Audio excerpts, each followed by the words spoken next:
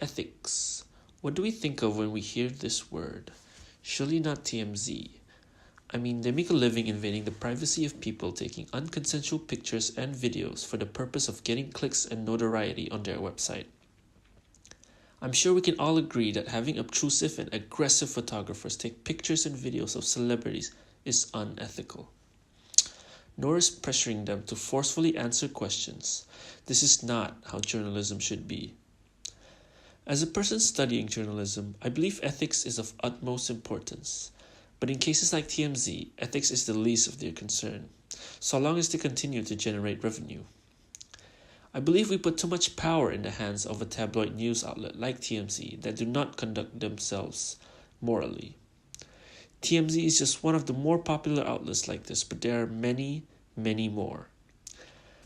The ones consuming the content and that have the most power for change is the youth. So how do we teach young people to consume ethical journalism? I think one of the main things is that we need to put more emphasis on outlets that do ethical journalism and push them out more. These outlets include the BBC, Al Jazeera, New York Times, ESPN, and many more. We need to encourage young people in schools or universities to read from these outlets more. This not only helps them be more informative, but may also improve their language as well.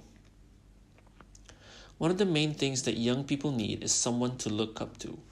With the rise of social media, the influences of people like Kanye West, James Charles, footballers like Juan Mata, and many more are very, very important.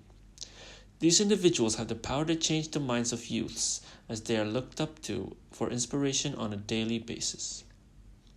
So I thought, why can't we translate this to journalism? Why can't we have someone for the youth to look up to? I believe by having someone like that, the youth would be more encouraged to consume ethical journalism.